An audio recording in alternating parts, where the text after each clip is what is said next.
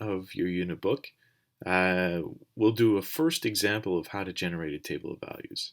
This is just following up on the instructions from page 13 about what a table of values is and how you make one.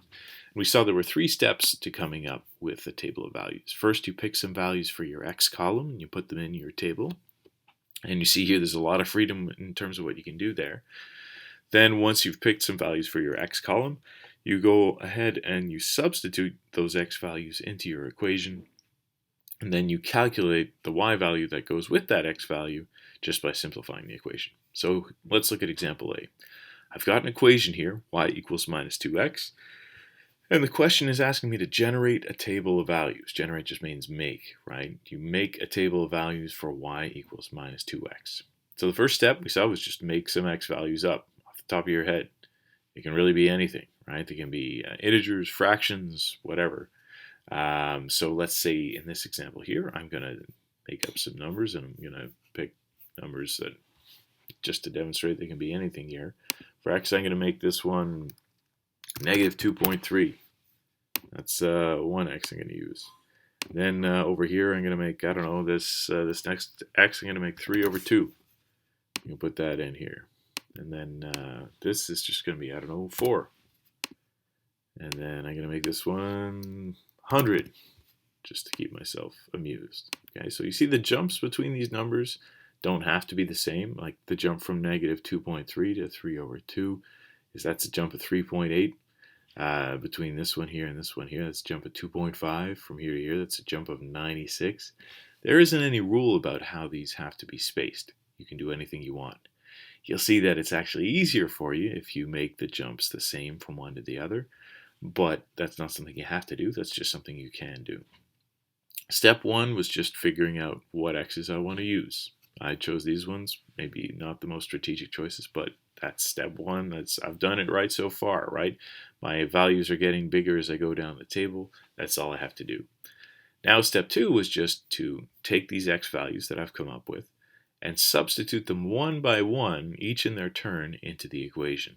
So step 2 here is just rewriting my equation, y equals minus 2x, except now I'm going to substitute that x for the number that I got here, which I've already forgotten. What was it, minus 2.3? I think that's what it was. Okay, so step 2 was just replacing my x, like I have y equals minus 2x, replacing the x with the x value in my table. And I'm going to have to do that for each of these, but I'm doing this one first. Now once I've substituted my x value into the equation, step 3 was just to actually simplify this side of the equation. That'll tell me what y will be. So this simplification is just minus 2 times minus 2.3, and that would give me positive 4.6 if I do that calculation. So now I've got y equals 4.6. That means that when x is minus 2.3, if x is minus 2.3, then I've calculated that y will be 4.6.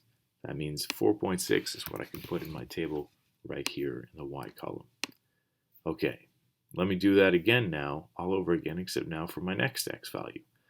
If x is 3 over 2, what y is it that goes with it? So let me do that substitution first.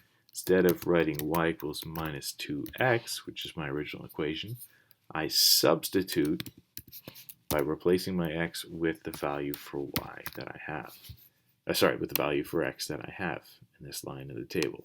I'm replacing x with 3 over 2, right? That's all that's happening here. That's step 2.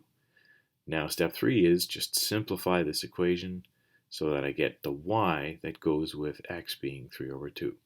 So I just got to do minus 2 over 1 times 3 over 2. That gives me that y equals minus 3. So I've calculated a y value to go with my x value of 3 over 2. Again, all that a table of values is a sort of a statement saying if x is this, then y is that. If x is this, then y is that. So I'm going to get a different y for each x that I plug in. All right, we've got 2 of them here. This was the first line of my table. When I substituted minus 2.3 in for x, I got y is 4.6. My second line of my table, when I substitute 3 over 2 in for x, I get y is minus 3. My third line of the table, if I go back to my original equation, y equals minus 2x, and I substitute that x for 4, because that's the third line of my table, then I'm going to calculate what that'll give me. I do that in my step 3 is just simplifying this equation here. Minus 2 times 4 gives me minus 8.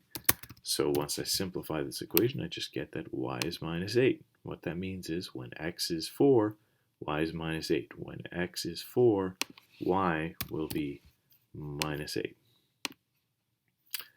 And then, again, I start off with my idea that my equation is y equals minus 2x.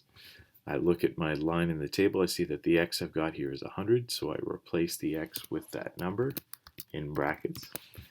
And after I've replaced it in the equation like that, I do the calculation.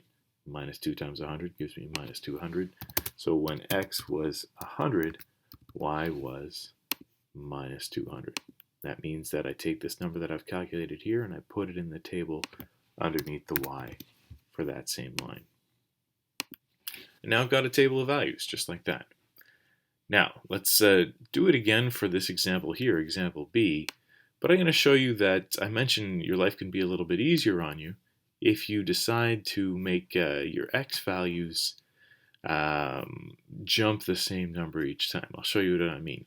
Step 1, you might remember in this whole thing, when you're generating a table of values, is just pick some values for your x column and put them in. So in this case, the values I'm going to pick, I'm going to say, let me start with 0 as a value. It's always a good one. You'll see it's an easy one. It saves you a little effort. And then I'm going to make the jumps the same every time. I could make them jumping by 2 every time, or 3 every time, or 5 every time, but I'm going to make my life even simpler. I'm going to make the jumps always by 1. So here I've got x values of 0, 1, 2, and 3. And so now step 2, you might remember, was just to take my equation, which is y equals 2x plus 10. Let me put this where you can see it so you can see what I'm doing. And I go back and I replace the x in brackets with the value for x I have in my table. So for the first row, that's going to be x is 0.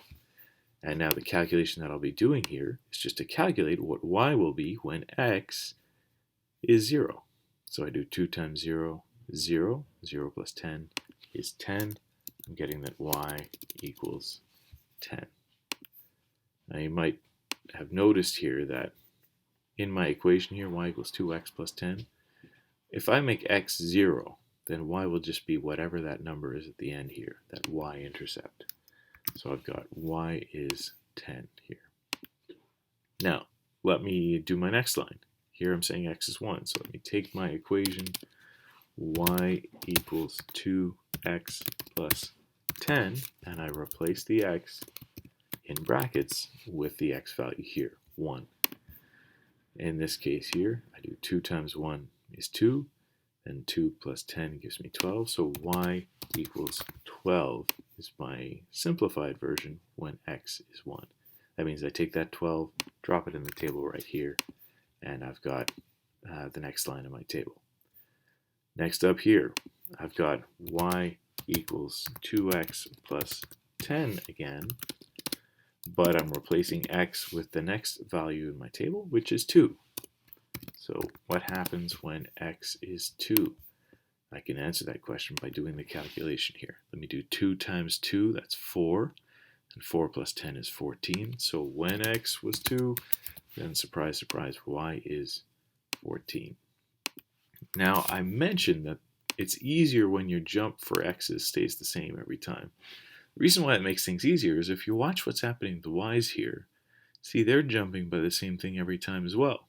You can probably already tell what y is going to be when x is 3. It's going to be 16. Let's do it anyway. I'm going to substitute in my equation. We've got y equals 2x plus 10.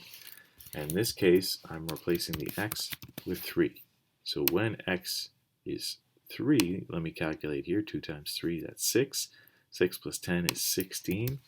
Pretty sure that's what we just guessed it was going to be, right? So when you make your jumps and your x's the same thing every time, it makes it easier to cross-check and make sure, well, I probably have the right y's here. Notice they're jumping the same thing every time as well. And the amount that they're jumping when x is going up by 1, the amount that they're jumping is always going to be the same as that number there, the coefficient in front of your x. That's your rate of change. That's your slope. The last thing we're going to look at is just how to turn this table of values into a graph.